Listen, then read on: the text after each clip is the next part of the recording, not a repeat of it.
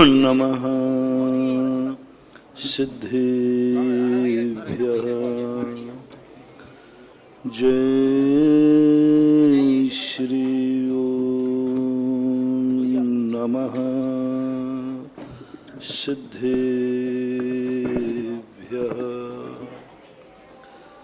सर्वमंगल मांगल्यम जैनम जयतु शासनम जैनम जयतु शासनम जैनम जयतु शासनम। पंच परमेष्टि भगवान की जय। आचार्य श्री गुरुवर कुंद कुंद महाराज की जय। आचार्य श्री गुरुवर विद्यासागर महाराज की जय। बोले परम पूज्य मुनि पुंगव सुधा सागर जी महाराज की, समस्त मुनि संघ की। लोग इस बात से परेशान रहते हैं कि हमारा सब कुछ अनुकूल होकर के भी हम विफल क्यों हो जाते हैं। और जब शास्त्रों में धार्मिक क्रियाओं का इतना अतिशय लिखा है तो हमारी जिंदगी में वो अतिशय घटित क्यों नहीं होता। बहुत सारे लोगों के प्रश्न हैं कि महाराज जी शास्त्रों में भी पढ़ा है और आप भी कहते हैं कि धर्म में बहुत अतिशय है, नमोकार मंत्र में बहुत अतिशय है, भक्तांबर में बहुत अतिशय है, पूजा पाठ में अतिशय है। ये सब आपके मुख से सुनते हैं और ऐसी बात नहीं है कि हम आपकी बात नहीं मानते। ये भी बात नहीं है कि आपकी बात पर अविश्वास करते हो। ना शास्त्रों की बात पर अविश्वास है, ना आपकी बात पर विश्वास है। आप तो जो बात कहते हैं भारत का बहुभाग उस बात को यथावत स्वीकार कर लेता है, मानते हैं। इस बात का मुझे भी बहुत गर्व है कि लोग मेरी बात पर विश्वास कर लेते हैं, मान जाते हैं और लोग यही कहते महाराज जी ने कह दिया, बस अब आगे कुछ सोचने की जरूरत नहीं है।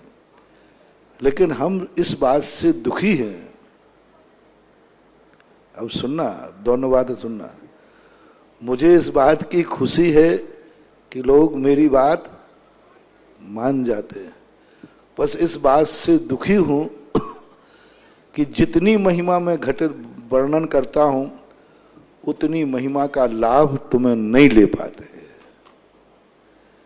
माँ भोजन बनाती है बड़े उससे, बहुत ताकत होगी, बहुत पौष्टिक होगा, लेकिन जब बेटे को देखते हैं तो वो उसको उतनी ताकत नहीं मिल पा रही। जितनी ताकत से, जितनी भावनाओं से माँ भोजन देती है उतनी ताकत बेटे में नहीं आ रही है। उसको खुशी है कि मैं बेटे के लिए बहुत अच्छा भोजन बना रही हूँ, बहुत ताकतवान बना रही हूँ, बहुत अच्छा भोजन बना रही हूँ। लेकिन वो दुखी इस बात से है कि जिस भावना से, जिस ताकत से मैं भोजन बना रही हूँ वो ताकत बेटे में नहीं आ रही। ऐसा होता है कई बार कि नहीं। अपन कोई कितनी ताकती चीज खिलाओ उसकी ताकत ही नहीं बढ़ती। इस बात से माँ दुखी हो जाती है। ऐसे ही जिनवाणी माँ और हम लोग दुखी हैं। पूरी ताकत लगा करके तुम लोगों को बड़ी बड़ी शक्तियां खोज के लाते हैं, बड़ी बड़ी शक्तियां शास्त्रों में पढ़ते हैं, पढ़ करके सोचते हैं और फिर तुम लोगों को बताते हैं। बड़ी बड़ी शक्तियां खोजते हैं। नमोकार मंत्र हमें साधु संतों ने तो खोजा। भगवान ने नमोकार मंत्र दिया। वो नमोकार मंत्र उन्होंने अपने लिए नहीं पढ़ा था, अपन लोगों को दिया था। भगवान को तो नमोकार मंत्र की कोई जरूरत ही नहीं थी। वो अपने लिए तीर्थंकर जन्म से लेकर निर्माण तक कभी अपने लिए नमोकार मंत्र नहीं पढ़ते। तीर्थंकर कभी जाप नहीं देते नमोकार मंत्र, कभी अपने लिए उच्चारण नहीं करते, कभी पूरे जीवन से लेकर के अंत तक कभी वो अपने लिए नमोकार मंत्र नहीं पढ़ते, कभी वो अपने लिए पूजन पाठ नहीं करते, कभी अपने लिए वो अभिषेक नहीं करते, कभी अपने लिए तीर्थंकर कभी कोई दान नहीं देते। बहुत बड़ी बात कह रहा हूं, तीर्थंकर गृहस्थ कभी दान नहीं देते, आहार दान भी नहीं, औषधि दान भी नहीं, अभय दान भी नहीं, मंदिर नहीं बनाते, कभी मंदिर नहीं जाते कभी। यानी जो जो तुम लोग अपन लोग अनुष्ठानों में करते हैं वो अपनी जिंदगी में कभी विधान नहीं करते, एक अर्घ ही नहीं चढ़ाते, भगवान का दर्शन ही नहीं करते। उनके जीवन को देखा, ये सब चीजें उनके लिए जरूरी थी ही नहीं। जो जो चीजें उनके लिए इन सब चीजों से मिलती हैं वो सब वो पा चुके थे। आहार दान से उनको जो मिलता है, आहार दान देने से आहार मिलता है, उनकी व्यवस्था जीवन भर की देवों से कांटेक्ट हो चुका था। यदि आपके भोजन व्यवस्था का कहीं कांटेक्ट हो जाए तो फिर आप घर में भोजन बनाओगे? बोलो, बनी बनाई थाली आना है तो आप काहे को बनाओ? जैसे हम लोग नहीं बनाते, हमारा कांटेक्ट हो गया ना तुमसे, तुमने ले लिया महाराज जी आप बाबा जी बनो। श्रावक ने कहा महाराज आप तो महाराज बनो, सारी जिंदगी आपको भोजन कराने का ठेका जिम्मेवारी किसने ले ली? श्रावक ने। अब हमें क्यों बनाऊंगा, क्यों व्यर्थ में सोचूं? जिनवानी कहती जब तेरा श्रावक ने संकल्प कर लिया कि मैं, और कितना बड़ा संकल्प किया, महाराज जी आप ऐसे ही मत समझना, धोखा नहीं दूंगा, नियम लिया है पहले आपको खिलाऊंगा बाद में मैं खाऊंगा, पहले मुनि को दे फिर निज करई आहार। जिस श्रावक के यहां इतना बड़ा संकल्प हो, नहीं हम महाराज को पहले देंगे बाद में खाएंगे, ऐसे श्रावक के संकल्प जहां हो गया हो, अब जिनवाणी मां कहती हे मुनि तू चिंता छोड़, मन से भी नहीं, वचन से भी नहीं, काया से भी नहीं, कृत से भी नहीं, कार्य से भी नहीं, अनुमोदना की नहीं, अब तुझे कोई चिंता नहीं करना, तो बस मंदिर में जाकर अंजलि लेके निकल जाना, चिंता मत करना। तू खाएगा 2 अंजलि और लोग देंगे दरिया भर के, तू खाएगा 1 चौके में और लगेंगे तेरे लिए 50 चौके। तुझे खाना तो थोड़ा सा है लेकिन ये बनाएंगे बहुत ज्यादा। तू रस नहीं लेगा, ये रसदार बनाएंगे, रस भरी। महाराज रस लेंगे नहीं लेकिन श्रावक क्या बनाएगा? सब करेगा, तुझे कोई चिंता नहीं करना, फिर बरी कर देगा। ऐसा ही तीर्थंकर के लिए वो क्यों करें आहार दान, क्यों दें? उनका देवताओं से कांटेक्ट हो गया जिंदगी भर के लिए। जब तक तुम्हें केवल ज्ञान नहीं होगा तब तक तीर्थंकर का आहार देवताओं से आएगा। कांटेक्ट स्पष्ट पहले दिन से ही। यहाँ का अन्न जल ग्रहण ही नहीं करते तीर्थंकर, जल भी नहीं, अन्न भी नहीं, कुछ नहीं। जन्म लेते ही माँ का दूध नहीं पीते तीर्थंकर। माँ इतने गर्भ से जन्म लेते हैं, मनुष्य भी कहीं ना कहीं से दूध का सेवन करते हैं, माँ के दूध को पीते। तीर्थंकर एक ऐसे हैं जन्म से ही माँ का दूध नहीं पीते। उनके अंगूठे में सौधर्मिंद अमृत लगा जाता है, अमृत चूसते हैं, दूध नहीं। बड़े होने के बाद सारे भोजन की व्यवस्था, कपड़े भोजन से आवे, स्वर्ग से आवे, नहाने का सावन स्वर्ग से आवे, पानी स्वर्ग से आवे। तुम्हारे यहाँ का कुंड का पानी नहीं लेंगे वो। यानी कोई भी एक सुई भी यहाँ की ग्रहण नहीं करते। कपड़े, जूते, जो कुछ भी, तेल, सब कुछ सब स्वर्गों से आता है। और पूरे जीवन भर, एक दिन के लिए नहीं। अब तीर्थंकर को, और अगला भाव उनका है नहीं, अब इसी भाव में उनको क्या हो जाना है, मोक्ष प्राप्त हो जाना। अब वो क्यों आहार दान देवें, क्या जरूरत पड़ी? क्योंकि जैन दर्शन ने स्पष्ट कहा, ऐसी कोई भी क्रिया नहीं करना जिसमें स्वयं को लाभ ना हो। कोई क्रिया नहीं जिसमें स्वयं को लाभ नहीं है, ऐसी कोई भी क्रिया नहीं करना। जितनी भी क्रियाएं हैं ये सब स्वयं के लाभ के लिए। चाहे आहार दान दो, आप लोग महाराज को आहार नहीं देते हैं, है ही नहीं, प्रावधान ही नहीं है, ये तो कहने की बातें हैं। ये ऐसा ही झूठ है जैसे आप लोग कहते हो ना, महाराज ये मकान आपका ही है, बोलते हो कि नहीं? लेकिन सही क्या है? हाँ, मेरा है क्या? लेकिन बोलते हैं, सभी बोलते हैं कि नहीं बोलते? झूठ है कि सही है? झूठ है, बिल्कुल सफेद झूठ। ऐसे ही तुम्हारी मैंने देखा, पहले मैं सोचते थे ये बनिया लोग साधुओं को ऐसे आहार देते हैं, स्वयं भी नहीं बनाते खाते इतना। हाँ, कई लोग कहते, और इतनी मेहनत, आप लोग कई बार कहते महाराज जी ये हमारी पत्नी है, और मैं पानी के लिए गिलास का कहूं तो कहती कमर दुख रही है हमारी, पी लो उठा के। और महाराज आ जाए तो ना इसकी कमर दुखे ना सिर दुखे, और कुएं से पानी भर के लाएगी सिर पे भर के। इतनी मेहनत। और आप सही बताना, तुम्हारे घरों में जितने आइटम तुम महाराजों को बनाती हैं, तुम्हारी माँ, तुम्हारी महिला, पुरुष सब, क्या इतने आइटम आपको भी रोज को ही बनते हैं?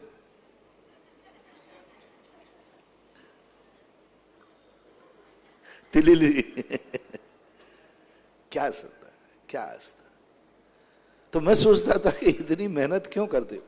और महाराज 8-8, 10-10 दिन, 15-15 दिन, 4-4 महीने तक आवे ही नहीं, बेचारा परेशान। मैंने कि बनिया बिना फायदे के तो ये इतनी मेहनत नहीं करेगा। इसने कहीं ना कहीं कोई किताब में पढ़ लिया है। पहले की बात बता रहा हूं, जब मैं जानता नहीं था कुछ। मैंने कि बनिया इतनी मेहनत करे, 4-4 महीने तक नहीं आवे महाराज तो भी लगावे, और स्वयं के लिए मेहनत इतनी नहीं करे, महाराज के लिए करे। बनिया को जब तक कहीं लाभ नहीं दिखे, अरे वो तो कोई मेहनत कर नहीं सकता। जब मैंने शास्त्रों को पढ़ा तब पता चला कि ये महाराज को आहार नहीं दे रहे हैं, अपने भंडारे भरने की विधि शास्त्र में पढ़ ली है कि बिना आहार के तेरे भोजनों की व्यवस्था होने वाली नहीं। अर्थ क्रिया स्वयं की। प्रयोजन क्या है? प्रयोजन क्या है? महाराज को आहार कराना नहीं, स्वयं के पापों को धोना, स्वयं का पुण्य बढ़ना। ये झूठ है कि महाराज को आहार करा रहे हैं। ये ऐसा ही झूठ है जैसे तुमने कहा कि ये मकान आपका ही है महाराज, ये झूठ है। ऐसा ही झूठ ये भी है कि तुम महाराज को आहार करा रहे हो। बिल्कुल झूठ, सफेद झूठ है। सत्य ये है कि तुम अपने जीवन का धर्म किसका है, सही बोलना। आहार कराना, करना धर्म है कि कराना धर्म है? आहार लेना धर्म है कि आहार देना धर्म है? देना धर्म। दान धर्म में आया है, लेना किसी धर्म में नहीं लिखा। हमें तो और घाटा ही और है। आहार को जाते तुम्हारा विशुद्धि स्थान कम होता है। आपका दान है, धर्म है। आप आहार नहीं दे रहे हैं, अपने धर्म का पालन कर रहे हैं। आप आहार नहीं दे रहे हैं, अपने पापों का प्रक्षालन कर रहे हैं। आप आहार नहीं दे रहे हैं महाराज को, अपने पुण्य का भंडार बन रहे हैं। आप आहार नहीं दे रहे हैं महाराज को, भोग भूमि के कर्म का बंद कर रहे हैं। ये 2 रोटियों में तुमने पढ़ लिया है शास्त्रों में कि महाराज को 2 अंजलि गन्ने का रस भी दे दें ऋषभ देव को तो क्या मिलेगा? असंख्यात वर्ष के लिए कल्प वृक्ष मिलेंगे, भोग भूमि का भोग, भोजन मिलेगा, बनाना नहीं पड़ेगा, भोग भूमि मिलेगी, स्वर्ग मिलेगा, परंपरा से मोक्ष मिलेगा। इसलिए आहार दे रहा है। एक भी किंचित मात्र भी मुनिराज को आहार लेने में फायदा नहीं, घाटा ही है। हम तो दवाई मान के लेते हैं। और बोलो, दवाई आनंद के साथ खाई जाती है कि खेद के साथ? जल्दी बोलो। खाते तो है, खाना तो पड़ेगी, लेकिन कोई भी दवाई आनंद के साथ ये भाव कभी नहीं करता है भगवान ये दवाई सदा चलती रहे। ऐसे ही साधु मजबूर होकर, मजबूरी में, क्षुधा रोग सहन नहीं होने के कारण आहार रूपी औषधि लेता है। और दवाई लेना कदापि धर्म नहीं है। दवाई लेना तो मजबूरी है, दवाई मान के लेता है। और जब जब आहार लेता है साधु, सच्चा साधु एक ही भाव करता है, जैसे आप लोग कहते हैं भगवान ये दवाई कब छूटे, इसी प्रकार साधु भाव करता है, भगवान ये आहार कब छूटे। ऐसा भाव आता है, नियम से आता है। मुझे तो बहुत बाहर आया भगवान, और कोई तब मुझे पूरी जिंदगी में बहुत बड़े बड़े संकट आते हैं, बीमारियां आती हैं, सब आते हैं, कभी ये महसूस नहीं हुआ कि मेरे पाप कर्म का उदय है। सबसे ज्यादा फीलिंग होती है जब आहार को उठते हैं कि हे भगवान, बस हम 2 तपस्याएं और कर लेंगे, बस ये 2 रोटियां छुड़ा दे, बस ये आहार रहना छूट जाए, और तपस्या कर लूंगा मैं, और कोई कठिन तपस्या बता दो, मैं करने को तैयार हूं, बस ये आहार बंद होना चाहिए। साधु को सबसे ज्यादा फीलिंग होती है, साधु का सबसे बड़ा पाप कर्म का उदय आता है जब साधु आहार को उठता है। जब कोई व्यक्ति दवाई खाता है, दवाई खाने वाले के पुण्य का उदय कि पाप का उदय? पाप का। आहार एक औषधि है। औषधि को कैसे मानो कि पुण्य का उदय है? कैसे मानो, हर्ष कैसे मनाऊं, कैसे आनंद मनाऊं कि पुण्य का उदय है? पाप का उदय है, ये फीलिंग होती है। तो इसलिए साधु को तो आहार का कोई लेना देना नहीं, वो तो दवाई मान के ले रहा है। लेकिन तुम्हारे यहां नहीं कहा, तुम्हारे शास्त्र जब मैंने पढ़े उसमें नहीं लिखा कि तुम्हारा आहार जो है मेडिकल स्टोर है। तुम्हें दवाई नहीं लिखा, तुम्हें मजबूरी में नहीं कहा, तुम्हें खेद के साथ नहीं कहा, तुम्हारे पाप का उदय नहीं है, बल्कि तुम्हारे लिए क्या कहा? जिस समय साधु आहार ले रहा है उसके तीव्र पाप कर्म का उदय, और जिस समय श्रावक साधु को आहार दे रहा है तीव्र पुण्य का उदय। बोलो, तीव्र पुण्य का। 24 घंटे में सबसे ज्यादा पुण्य का उदय कब आता है साधु का? जब वो आहार देता है। देवता भी नमस्कार करते हैं। आहार लेते देते समय देवता साधु को नमस्कार नहीं करते, उस समय देवता श्रावक को नमस्कार करते। ये जो पंच आश्चर्य होते थे ना आंगन में, ये साधु के पुण्य से नहीं होते थे। साधु के पुण्य से होते तो संतशाला में बरसते, साधु के पुण्य से उदय से होते तो जंगल में बरसते। श्रावक के आंगन में बरसना, आंगन में जब बरसते हैं तो किसका पुण्य है? आंगन किसका है? श्रावक। श्रावक के पुण्य से रत्न बरसते हैं। 5 शास्त्र, 5 शास्त्र। ये जो 14 महीने तक, 15 महीने तक तीर्थंकर के रत्न बरसते हैं, ये तीर्थंकर के पुण्य से नहीं बरसते, और माता पिता के पुण्य से बरसते हैं, जिन्होंने इतना पुण्य किया कि बेटे को ऐसा तीर्थंकर बेटा पाया। तीर्थंकर के लिए तो कोई काम का ही नहीं। 5 आश्चर्य जो बरसते हैं, रत्नों की वृष्टि होती है दाता के पुण्य से, पात्र के पुण्य से नहीं। मुनिराज के पुण्य से रत्न नहीं बरसते हैं। श्रावक कोई पुण्यवान होता है, रत्न बरसते हैं। इसका उदाहरण एक शास्त्रों में आया। पहले मैं भी ये समझता था रत्नों की वृष्टि महाराज की तपस्या से, महाराज की साधना से होती है। नहीं, महाराज निमित्त बनेंगे, लेकिन पुण्य किसका पुण्य है? जिसके उपयोग में आवे उसका पुण्य। वे जो रत्न वृष्टि होती है वो महाराज के काम आती है कि आप लोगों के काम? आहार के समय जहां महाराज का आहार हुआ वहां रत्न वृष्टि हुई।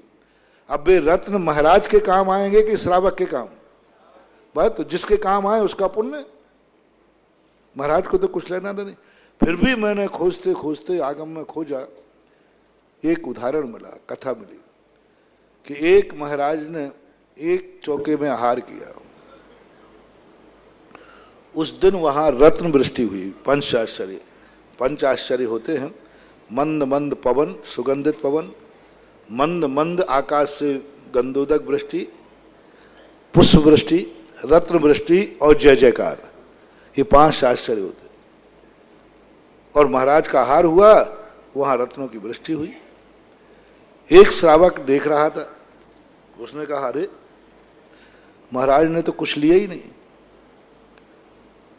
कुछ नहीं लिया, और आहार, इन महाराज को आहार कराने में तो रत्न बरसते आंगन में। कल से अपना चौका भी चालू। अब ये चौका महाराज के लिए चालू हुआ है कि रत्नों के लिए? उसने चौका चालू कर दिया। अरे रत्न बरसते हैं, कुछ नहीं लेते महाराज, 3 अंजुली में गन्ने का रस ले लिया या कोई आहार ले लिया और रत्न बरस गए। कल से चौका चालू कर दिया। और एक दिन क्या हुआ, उसकी भावना तो थी, और जिसके यहां रत्न बरसे थे उसने भी इतना अच्छा भोजन नहीं बनाया था। नकली जी ज्यादा चमके, उसने और अच्छे अच्छे आइटम बनाए, बहुत बढ़िया आइटम बनाए, बड़ी भक्ति से बनाए। महाराज आएंगे, रत्न बरसे, बस रत्न वृष्टि।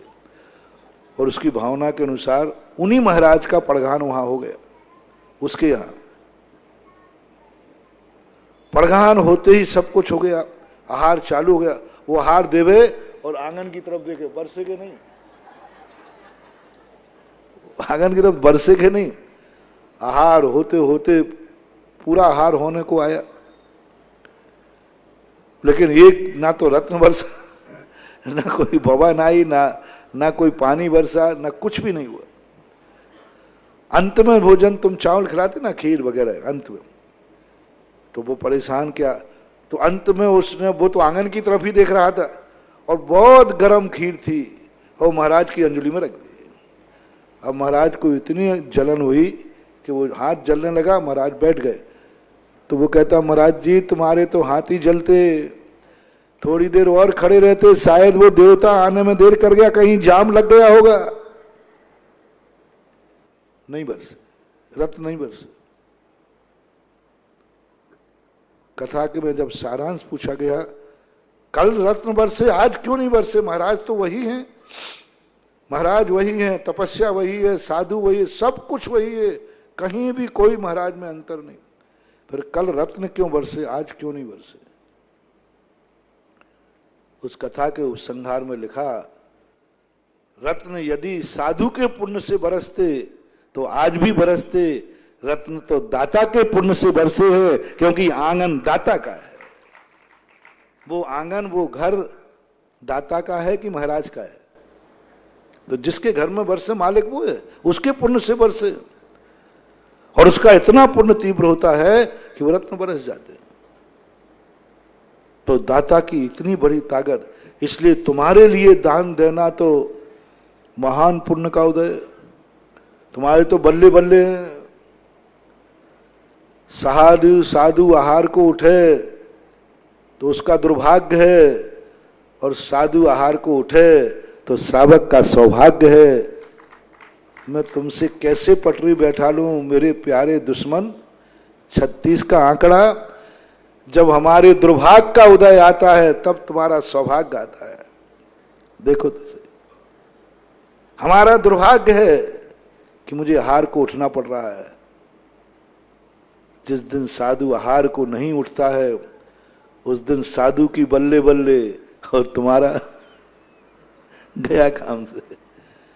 श्रावक हमेशा एक ही भावना भाता है, हे भगवान महाराज कभी भी उपवास ना करें, कभी भी उपवास ना करें। और साधु हमेशा भावना भाता है, मुझे कभी आहार को ना उठना। बिल्कुल दोनों की विपरीत भावना है। श्रावक 24 घंटे एक ही भावना भाता है, महाराज कभी उपवास नहीं करे, एक दिन में एक श्रावक का घाटा होता है। और साधु निरंतर भावना पड़ता है कि मुझे आहार को नहीं उठना पड़े। अब दोनों मालाएं फिर रहे हैं, दोनों मालाएं, मैं माला फिर रहा हूं आहार को नहीं उठना पड़े, और तुम माला फिर रहे हो आहार को महाराज उठें। बताओ किसकी माला सफल हो रही है? वाह रे वाह, वाह रे, तुम्हारी माला सफल हो रही है, तुम्हारी भावना सफल हो रही है। मेरा उपादान इतना कमजोर है कि श्रावक का पुण्य, श्रावक का जो माला है, भावना है, वो सफल हो रही, क्योंकि मैं कलयुग में पंचम काल का साधु हूं। पंचम काल के साधु में पुण्य की हीनता है, लेकिन पंचम काल में श्रावकों की बल्ले बल्ले है, श्रावकों की पोबारा है। चौथे काल के साधुओं, चौथे काल में होते महानुभाव, तो ध्यान रखना, ये प्रतिदिन आहार देना नहीं मिलता, महीनों में एक आध, महीनों में एक आध बार कभी कोई साधु निकल जाते, महीनों में, सालों में, 6-6 महीने में। ऋषभदेव 6 महीने में उठे, बाहुबली उठे ही नहीं। चौथे काल में लोग तरसते थे कि महाराज आए और मासोपवासी आए, मासोपवासी आए। एक गांव में 2-3 दिन रुकना है उनको, और उपवास 1 महीने का है। लोग श्रावक रोते थे कि महाराज तो आए लेकिन आहार दान देने नहीं मिला, मासोपवास है। 1200 भिक्खु पड़मासु 1 साल का उपवास कर लिया। बाहुबली जब मुनिराज बने तब अयोध्या की नगरी में एक हर्ष था, पोदनपुर की नगरी में एक हर्ष था। श्रावा लोग प्रतीक्षा कर रहे थे, मां नंदा सुनंदा प्रतीक्षा कर रही थी।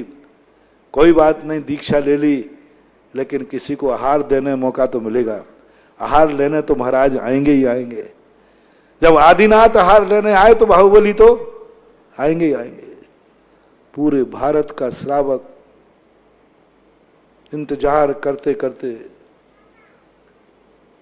वो कहते ना, आए नहीं विद्यासागर महाराज, दीपक जलते जलते बुझ गए, चौक पूरे हुए मिट गए।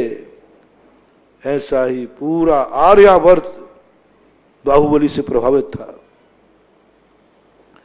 मुनि बनने के बाद सबकी एक ही आशा थी कि मुनि को आहार देने मिलेगा, लेकिन बाहुबली ने किसी को आहार देने का मौका नहीं दिया।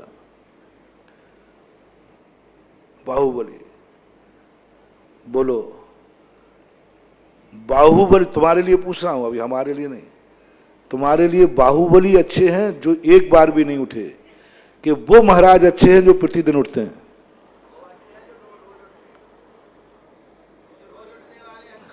हाँ, आप लोगों को तो अच्छे, बाहुबली अच्छे नहीं है तो आपके लिए क्या मतलब? बाहुबली ने केवल ज्ञान प्राप्त किया होगा, तुम्हें क्या मिला, तुम्हें क्या दिया?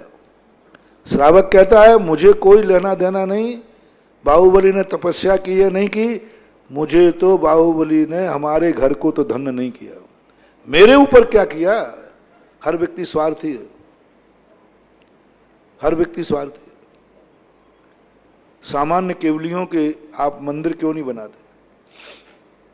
भरत बाहुबली को मूल नायक में क्यों नहीं बैठालते? आप सामान्य केवलियों के मंदिर नहीं बनते। इतनी बड़ी तपस्या की,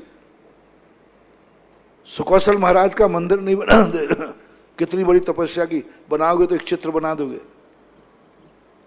ने बहुत सोचा कि सामान्य केवलियों के तो मंदिर बनना ही चाहिए, लेकिन नहीं बनाते। क्यों? एक ही तुम्हारी खोज की। तुमने कहा मैं क्यों बनाऊं, उन्होंने हमें क्या दिया है? चुपचाप दीक्षा ली, जंगल में गए, ध्यान में बैठे, मोक्ष चले गए, अपना कल्याण कर लिया। तो मैं मंदिर नहीं बनाऊंगा जिन्होंने अपना कल्याण कर लिया। हमारी कुछ सोची क्या, हमारे लिए कुछ किया क्या? ये संसार में, ये संसार उसी को पूछता है जिससे उसको कुछ मिलता हो, और जिनसे कुछ नहीं मिलता होंगे भगवान, कोई हमें मतलब ही नहीं। मूल नायक बैठालते ही नहीं, निषेध ही कर दिया। हम मूल नायक में तीर्थंकरों के अलावा किसी को नहीं बैठा लेंगे। बोले क्यों? इनने हमारे ऊपर कोई उपकार नहीं किया। संसार कहता है। सिद्ध भगवान बड़े थे कि अरहंत भगवान? सिद्ध भगवान। श्रावक ने कहा दूसरे नंबर पर नमस्कार करूंगा, पहले अरहंतों को करूंगा। अरे भाई, बड़े महाराज हैं सिद्ध भगवान। बोले होंगे बड़े। देखना तुम्हारी हालत क्या, कितना स्वार्थी है संसार। बोले होंगे बड़े। मेरे ऊपर उपकार तो अरहंत भगवान ने किया है, तो पहले भोग तो मैं अरहंत को दूंगा। उपकारी प्रथम बंदनी बड़ा नहीं होता है, प्रथम बंदनी उपकारी होता है। श्रावक की भाषा में बता रहा हूं, सिद्धांत में नहीं। सिद्धांतों में तो सिद्ध भगवान बड़े हैं। हम साधु लोग सिद्ध भगवान की हर कार्य में सिद्ध भगवान को पूछते हैं। हम लोगों की हर कार्य में सिद्ध भक्ति, क्योंकि वो बड़े, वो हमें प्राप्त करना है, हमें सिद्ध बनना है। हम लोग सिद्ध भक्ति करते हैं। आहार को जाएं तो, स्वाध्याय करें तो, एक भी अरहंत भक्ति नहीं करते हम लोग। और श्रावक अरहंत भक्ति करता है, पूरी क्रियाओं में अरहंत। अरहंत तुम्हें वो भगवान चाहिए, और उनमें भी तीर्थंकर चाहिए, क्योंकि मंदिर श्रावकों के द्वारा बनाए जाते हैं। नियम बन गया, मंदिर के मूल नायक तीर्थंकर ही होंगे, सामान्य केवली नहीं। हम नहीं बैठा लेंगे। बोले क्यों भाई, क्यों नहीं बैठा लोगे? ये भी अरहंत भगवान है, ये भी अनंत चतुष्टय के धनी है, दोनों में कोई अंतर नहीं है। अंतर हो या नहीं हो, मैं नहीं बैठा लूंगा, क्योंकि इन्होंने हमारे लिए कुछ भी नहीं किया। हमारे ऊपर उपकार किया है तीर्थंकर ने। तीर्थंकर ने उपकार किया है। उन्होंने हमें प्रवचन दिए, समूषण में बैठकर उपदेश दिया है। हमारे घर आहार लेने आए हैं। एक भी तीर्थंकर बिना आहार के नहीं जाता। एक भी तीर्थंकर को कभी केवल ज्ञान बिना आहार के नहीं हुआ। जब तक किसी श्रावक के घर को पवित्र नहीं करेंगे, तीर्थंकर को केवल ज्ञान नहीं होगा। वो संकल्प ही है। इसलिए लोगों ने कहा जिन्होंने मेरे ऊपर उपकार किया है, मैं उनका मंदिर बना रहा हूं। इसलिए श्रावक भगवान का मंदिर नहीं बनाता है, उपकारी का मंदिर बनाता है। उपकारी के लिए, भगवान के लिए मंदिर नहीं बनाता, अपने लिए मंदिर बनाता है। जब ये जीवित थे तब इन्होंने मेरे लिए किया। इन भगवानों ने अपने कल्याण की बात की है। इतने भगवान मोक्ष गए हैं, सब ने अपने कल्याण की बात की। जैसे ही समूषण में पहुंचे, सब भगवान मेरा कल्याण हो, मेरा क्षय हो, मेरा संसार मिट जाए, मेरे कर्म कट जाए, सब यही मांगते भगवान के पास। मात्र एक कोड़ा कोड़ी सागर वर्ष में असंख्यात लोग जीव मोक्ष गए। असंख्यात जीव, एक एक टोंक से देखो करोड़ों करोड़ों गए। मांगी तुंगी से कितने गए? 99 करोड़। सोनागिर से 5 करोड़, 2.5, मैंडाक मुक्त, सब जगह से करोड़ों गए। कहीं इनका नामो निशान तक नहीं है। क्योंकि इन्होंने जब भी इनको मौका मिला, इन्होंने अपना कल्याण किया।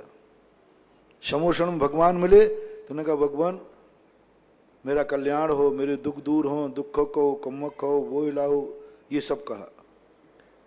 एक बार भी दुनिया के संबंध में नहीं सोचा। अरे ये इनका पुण्य था कि भगवान मिल गए, लेकिन भगवान मिलने के बाद इन्होंने सब कुछ अपने लिए मांगा, अपना पेट भरा।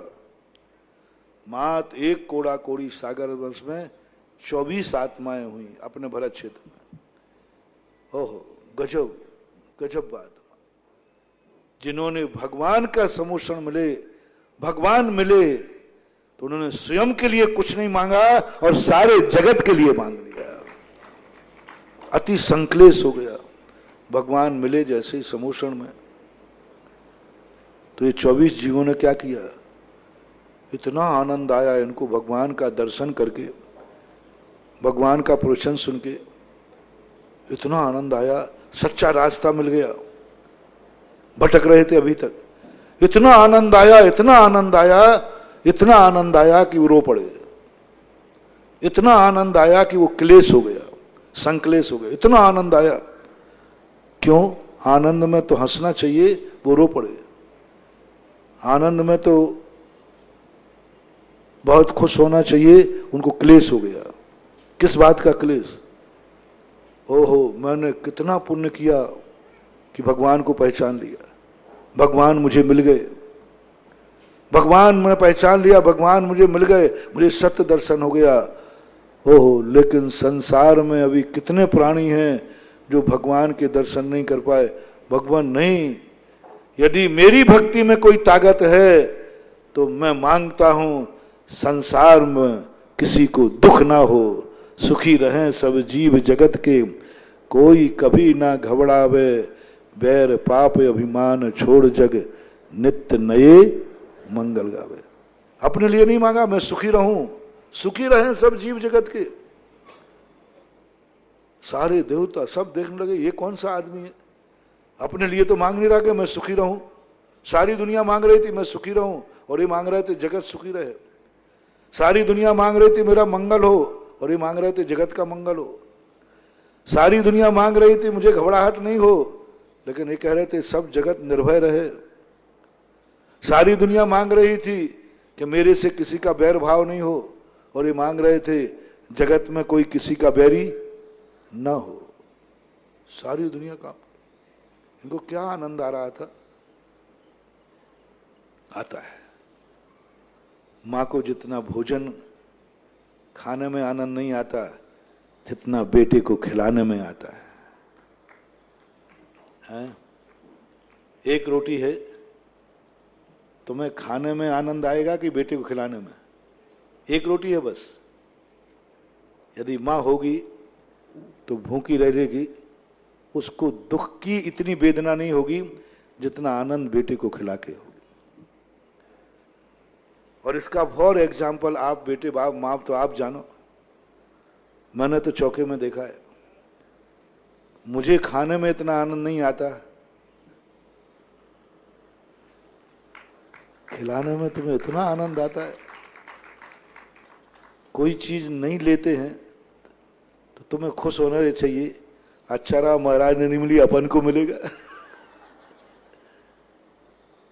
बचा रहा तो अपन को मिलेगा नहीं। जब मैं कोई चीज हटाता हूं, हटाते समय उसका चेहरा देखता हूं, ऐसे लगता है जैसे कि उसको कोई सांप सूंघ गया हो। उसको बचा रहा है, उसके लिए बच रहा है नहीं।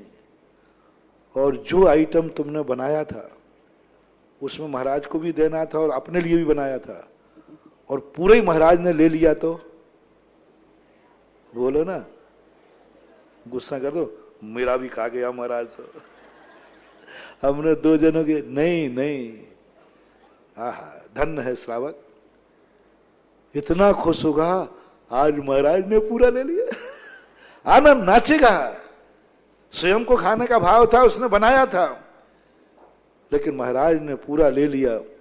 बोलो, जब जो आइटम तुमने बनाया पूरा महाराज ले लेवे तो दुख होता है कि खुशी है? बहुत खुशी, बहुत खुशी। पेट महाराज का भर रहा है, आनंद तुझे आ रहा है। अभी भूखा है तुम, अभी तुझे कुछ भी नहीं मिला खाने को, लेकिन महाराज का जैसे जैसे पेट भरता है श्रावक आनंद से उछलता है, और अंतराय हो जाए तो रोता है, और निरंतराय हो जाए तो हंसता है, नाचता है बाद में। ओहो, ये है पुण्य। आहार देने में पुण्य नहीं है, भोजन कराने में पुण्य नहीं है, जो तुम्हें आनंद उछल रहा है। ओह, आज महाराज ने मेरा आहार ले लिया, आज मेरे घर में महाराज आ गए, ये जो पुण्य है। ऐसे ही तीर्थंकर महाराज बस क्लेश में चले जाते, अति संक्लेश हो जाता है। भगवान संसार को कैसे सुखी बनाऊं, मैं तो बन गया, मैं तो आपको पा गया, लेकिन संसार आपको कैसे पाएगा। क्लेश कर रहे, किस्मत आते हैं, उनकी नसें फूल जाती होंगी। मैंने तो आपको पा लिया, लेकिन सारा संसार आपको कैसे पाएगा, कैसे समझेगा। मुझे तो रास्ता मिल गया, लेकिन बाहर में देख के आया हूं, हर संसारी प्राणी भटक रहा है। मुझे तो रास्ता मिल गया, उनको कैसे ठिकाने लाऊं।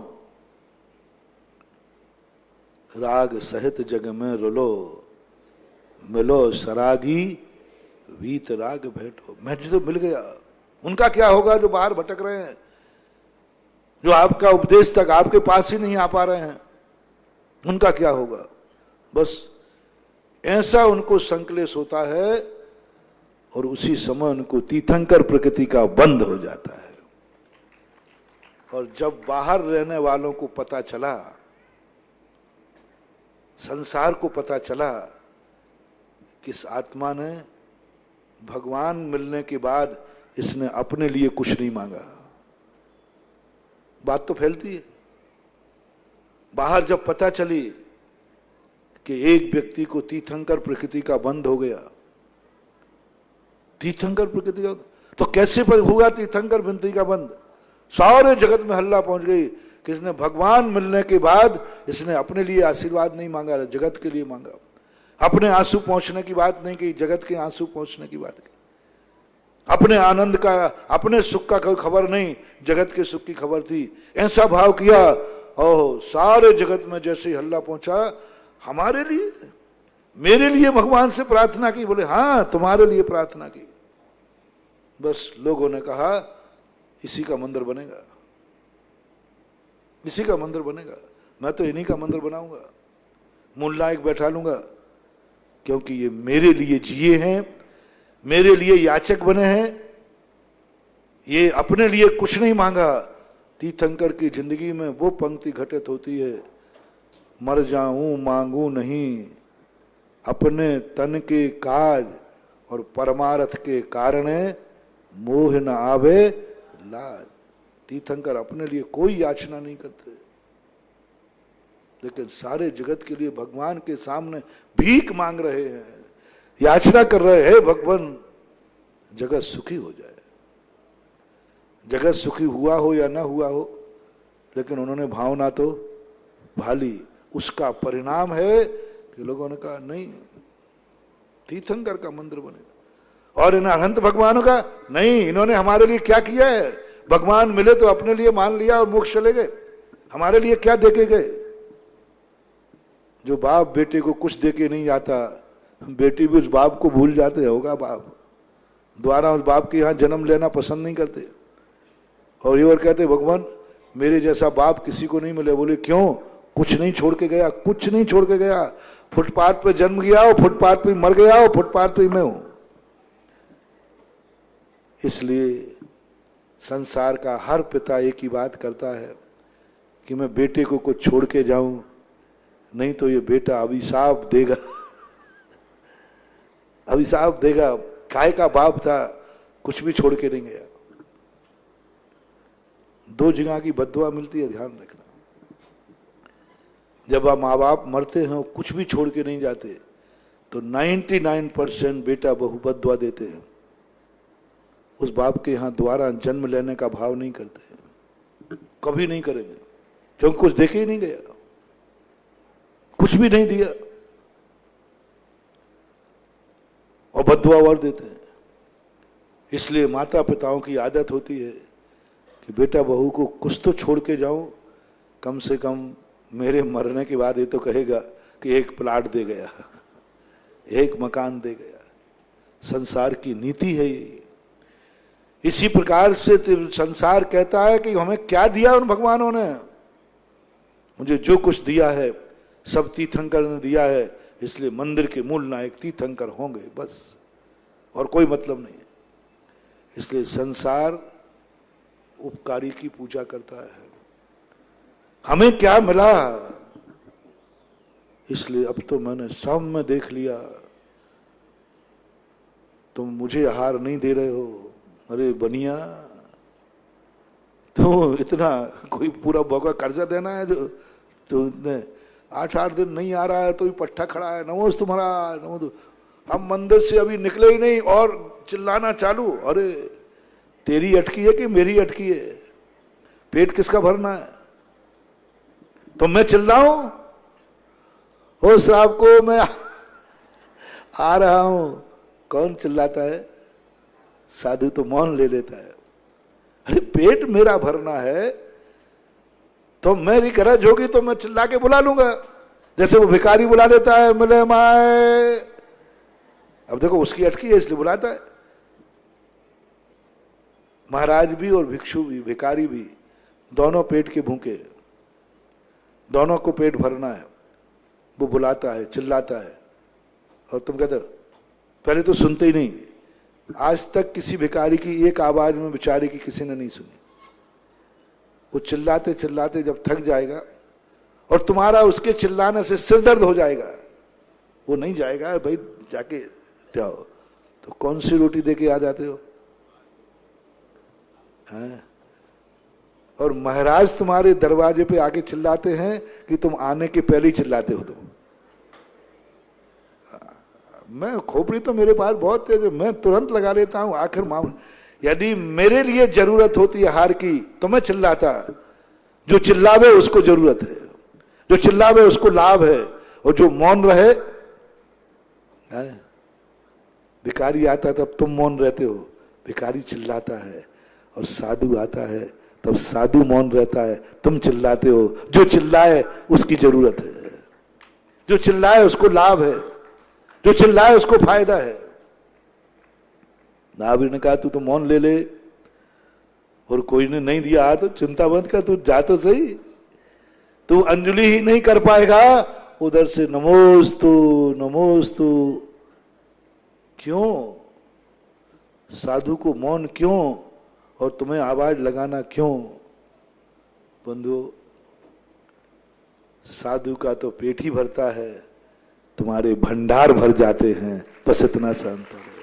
साधु का तो पेट ही भरता है, और भरे भी ना भरे, साधु कभी पूर्ण पेट अपना भरता ही नहीं है, लेकिन तुम्हारे पूर्ण भंडार जरूर भर जाते। पूज्यवर जिनसेन स्वामी महापुराण, पूज्यवर पद्मनंदी महाराज पंच विंशतिका में गजब के श्लोक लिखते हैं। श्रावक का मुनिराज का आना क्या है उसका लाभ, इसलिए तुम्हारे कहना होता है, क्योंकि दुकान पे भी तुम्हारे यही हाल है। ग्राहक ने तुम्हारे कपड़े की दुकान पर, और मैं 10 बार कितने दिगंबर साधु को 1 लाख श्रावकों को आहार कराना और एक मुनिराज को आहार कराना सबसे ज्यादा कठिन क्या है? एक बारात को भोजन कराने में कोई कठिनाई, 4 कैटर्स खड़े कर और बाबू साहब खड़े आराम, और एक मुनि को बहुत कठिन हो जाता है कि मुनि को आहार कराना कोई साधारण चीज है। उसके बावजूद भी श्रावक कहता है नहीं। जैसे आप लोग दुकान पे करते ना, एक ग्राहक दुकान पे आया, मुझे शेयर करना थोड़ा, और उसने 10 थान पटकवाए, ये निकालिए, और अंत में कहता है सेठ जी अभी मैं बाजार में और देखता हूं। अंदर से कितनी गुस्सा आई, इसको जम के मारो, कमर तोड़ दी इसने, 10 थान पटकवा दिए। पर तुम कहां तक लाते हो गुस्सा? यहां तक। ऊपर से कहते दद्दा फिर लौट के आना यदि कहीं नहीं मिले तो फिर लौट के आना, और फिर लौट के आके उसने 20 थान पटकवाए। बोलो गुस्सा आ रहा है कि गुस्सा कहां तक? मुंह से मत बोल देना, ध्यान रखना, दुकानदारी बिगड़ जाएगी। ग्राहक इतने नाटक करता है तो भी तुम्हें गुस्सा नहीं आता, क्यों? बोलो ना। क्यों नहीं आता गुस्सा? अरे महाराज ग्राहकी बिगड़ जाएगी। बस मैं यही कह रहा हूं, ग्राहक इतना नाटक करता, गुस्सा नहीं आता असली बनिया को, क्योंकि वो जानता है कि इसका क्या बिगड़ता, दूसरी दुकान से मिल जाएगा, ले लेगा। तुम यही डर है ना, इसका क्या बिगड़ा, ये दूसरी दुकान से ले लेगा, बिगड़ेगा किसका? ग्राहक तुम्हारी दुकान से चला गया तो दुकानदार का बिगड़ता है कि ग्राहक का? जोर से बोलो। बात इसलिए तो मुझसे दद्दा, घर के दद्दा को दद्दा ना कहे, घर के बड़े भाई को भी भाई ना बोले, नाम लेवे, और दुकान पे छोकरे को भी बोले भाई साहब। घर के बड़े भाई को भी भाई नहीं बोले, नाम लेवे, और दुकान पे उम्र में छोटा है तो भी भाई साहब। अभी बराबरी का उम्र है दद्दा जी है। घर की माँ को माँ नहीं बोले, और माँ जी, अम्मा जी, दादी जी, अरे क्या क्या टाइटल होते हैं। ऐसे लगता है कितना, ये सब तुम जैसे तुम्हारे ग्राहक का परेशान करने पर भी तुम्हें गुस्सा नहीं आता क्योंकि तुम्हें लाभ दिखता है, ऐसा ही साधु इतने नाटक करता है। आहार को उठते समय कितना, तो भी तुझे गुस्सा नहीं आता? गुस्सा नहीं आता। बोलो साधु की कितने आहार देने की परेशानी कितनी, और थोड़ा ही सा गड़बड़ किया, ए लो,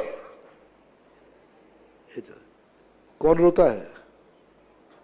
ग्राहक नहीं, साधु नहीं। साधु क्या फर्क पड़ता है, दूसरे के यहां मिल जाएगा, लेकिन तेरा फिर भी गुस्सा नहीं आ रहा है। क्यों गुस्सा क्यों नहीं आया तुम्हें महाराज पर? थोड़ी सी गलती होती यूं चले जाते, 10 बार बुलवाते हैं, एक बार मन शुद्धि बन शुद्धि बोल दी, महाराज ने कहा हमने नहीं सुना, फिर से बोलो, तो फिर से बोल दोगे महाराज जी ज्यादा नाटक मत करो, अब ये बोलोगे कि सीधे 10वीं बार भी शुद्धि बोल दोगे? क्यों बोल रहे, इतना क्यों दबते हो? क्यों श्रावक इतना सहन करता है, क्यों सहन करता है? बस मैंने बहुत बढ़िया बैठा लिया तार के, गोटी बैठ गई। जैसे ग्राहक का सारा नाटक तुम सहन करते हो क्योंकि तुम्हें लाभ दिख रहा है, इसी प्रकार साधु के आहार की सारी परेशानियां तुम सहन करते हो क्योंकि तुम्हें लाभ दिख रहा है, बिना लाभ के संभव ही नहीं था। इसलिए आहार चर्या सब ग्राहक को, श्रावक को लाभ है, मुझे तो कोई लाभ नहीं दिख रहा। दवाई है सो ले लेता हूं क्योंकि बीमार हूं, मन मार के, लेकिन तुम मन मार के नहीं देते हो। साधु आहार मन मार के लेता है और श्रावक मन मार के आहार नहीं लेता। बोलो मन मार के तो नहीं दे रहे हो आहार, अब क्या करें महाराज, गले पड़ गए तो भैया चलो लगाओ चौका। हो सुन लो भैया कान खोल करके, मैं भूखे रह करके वैसे ही मैं आहार से परेशान हूं, वैसे ही मैं आहार से परेशान हूं, और आप मन मार के और दे रहे हो, तो मैं तो अपने भक्तों से कहना चाहूंगा, मेरी समाधि हो जाए, मैं मरण को प्राप्त भी हो जाऊं, तो तुम्हें कोई दोष नहीं लगेगा, लेकिन कभी मुझे मन मार के आहार मत देना, कभी मत देना। चाहे स्वस्थ आहार मत देना, कोई जरूरत नहीं है। महाराज आप मर जाओगे तो कोई पाप नहीं है। साधु के आहार नहीं देने पर मर जाने में तुम्हें कोई पाप नहीं। बहुत बड़ी रहस्य की बात बता रहा हूं। मान लीजिए तुमने आहार नहीं कराए, महाराज जी तुम यहीं क्षेत्र पे ही मर गए तो फिर क्या करूंगा, यहीं भूत बनोगे, फिर भूत। इसलिए आपको हम मरने नहीं देंगे दिवाली तक, पर बाद में कहीं और जाके जा नहीं मानो, गारंटी ले रहा हूं मैं, गारंटी ले रहा हूं। यदि तुम्हारा गुरु सच्चा है तो, खोटे गुरु की बात नहीं कर रहा हूं, तुम्हारा गुरु यदि सच्चा है और तुम्हें विश्वास है कि मेरे गुरु को तत्व दृष्टि है, ज्ञाता है, ज्ञान है, तो आप चिंता मत करना। आपके आहार नहीं देने पर यदि साधु का मरण भी हो जाएगा तो मैं गारंटी लेता हूं, मैं अपनी तो लेता हूं, मैं तुम्हें भूत बन के नहीं चिपकूंगा, पक्का है। और पहली बात तो मैं भूत बनूंगा ही नहीं, पक्का है, भूत नहीं बनूंगा। समाधि लेकर के वैमानिक देव बनूंगा, और वैमानिक देव किसी को परेशान नहीं करते। अब तो चौका बंद, अब तो हार मत दो, मैं गारंटी ले रहा हूं, ना मैं तुम्हें अभिशाप दूंगा, ना मैं मर के भूत बनूंगा, कुछ नहीं बनूंगा, मत डरना। समाधि होवे तो हो जाने देना, मरण होवे तो हो जाने देना। ये शब्द कभी मुंह से मत बोलना, साधु आया है तो मेरे नगर में भूखा थोड़ी रहेगा। ये शब्द भिखारियों के लिए बोला जाता है। अब साधु आया है तो भैया कई लोग चौका लगाते, बोले क्यों? अरे महाराज जी मेरे नगर से साधु भूखा थोड़ी जाएगा। अरे मर गया साधु। जिस दिन श्रावक एक कहवे मेरे नगर से साधु भूखा नहीं जाएगा, उस साधु को चुल्लू भर पानी डूब ले मर जाना चाहिए, समाधि ले लेना चाहिए, अन्न जल त्याग कर देना चाहिए। क्योंकि वो किसको आहार दे रहे हैं? भूखे को। मेरे नगर से साधु भूखा, यानी तुम्हारा साधु क्या है? भूखा है। जो साधु भूखा होता है वो साधु नहीं होता है, ध्यान रखना। साधु कभी भी भूखा नहीं होता। ये तो कहने की बात है। कभी भी स्वप्न में इस भाव से चौका नहीं लगाना कि महाराज, सच्चे साधु की बात कर रहे, खोटों के लिए नहीं कह रहा हूं। सच्चा गुरु सच्चे साधु के लिए चौका कभी ये मान के मत लगाना, साधु आया है तो चौका तो लगाना ही पड़ेगा। लोग क्या कहेंगे? 3 प्रकार के चौके लगते हैं कई बार। एक तो साधु भूखा नहीं जावे, दूसरा अब आया है तो चौका तो, और तीसरा समाज क्या कहेगी। समाज क्या कहेगी? बिचौलिया में आए और तुम्हारा चौका नहीं लगा, महाराज है तो तीसरा। चौथा चौका लगता है, महाराज जी मुझे पहचानते हैं, नहीं लगाया तो महाराज क्या कहेंगे? क्योंकि महाराज तो हमें जानते, अब हमारे चौका नहीं लगा तो महाराज क्या सोचेंगे? बंधुओं, ये 4 कारणों से चौका लगाना अभिशाप है। साधु आया है, भूखा थोड़ी जाएगा। ये बहुत बड़ा पाप है, बहुत बड़ा अभिशाप है। तुम्हारी दुर्गति निश्चित है। तुमने साधु को भिखारी बनाना, साधु को भिखारी बनाना पुण्य की पाप। जल्दी बोलो। साधु को, किस साधु की बात कर रहा हूं? जो तुम्हारा गुरु हो, जिसको तुम साधु मानते हो। दूसरा कारण, साधु आया है तो अब लगाना तो पड़ेगा। लोक लाज, लोग क्या कहेंगे, महाराज क्या कहेंगे, डर के कारण मत लगाना चौका महानुभाव। पुण्य नहीं, पाप होगा, पाप का भंडार होगा। इस पाप को कहीं काट नहीं पाओगे। बहुत, इससे अच्छा तो है कि भिखारी को दे देना ठीक है। भिखारी को दे देना ठीक है, लेकिन मजबूर होकर, लोक लाज होकर, व्यवहारिकता को देखकर कभी साधु को चौका मत लगाना। तुम्हारा विनाश होगा, डाउनफॉल चालू हो जाएगा। कभी नहीं करना बंधु, गलती ऐसे नहीं करना। मैं तो अपने लिए तो कह ही रहा हूं, हमारे संघ के लिए कभी मत करना। आपके चौका नहीं लगने पर पक्का वायदा करता हूं, मैं तुम्हें अभिशाप नहीं दूंगा। और यह भी पक्का मैंने कह दिया, मैं मर करके भूत नहीं बनूंगा बिजोलिया में। बिजोलिया आऊंगा तो पारसनाथ बन के आऊंगा, भूत बन के नहीं आऊंगा। बिजोलिया आऊंगा तो पारसनाथ बन के आऊंगा, कमठ बन के नहीं आऊंगा। भक्तों के लिए भूत बनना पड़े? अरे भक्तों के लिए आऊंगा तो भगवान बन के आऊंगा, भक्तों को भूत बन के परेशान करना थोड़ी आऊंगा। हाँ बताओ भाई, भक्तों के बीच में आऊंगा। बोलो बिजोलिया वाले, तुम मेरे भक्त हो कि नहीं? जल्दी बोलो। है महाराज, तो तुम्हें परेशान करने आऊंगा। अरे भक्तों के पास जब कोई आता है तो भगवान बन के आता है, भक्तों को भूत बन के कभी नहीं आता है, कभी नहीं आएगा। चिंता मत करना। लेकिन बस एक बार, जब भी आहार देने का मन आवे, मैं महाराज को आहार नहीं दे रहा हूं, मेरा महाराज भूखा नहीं है,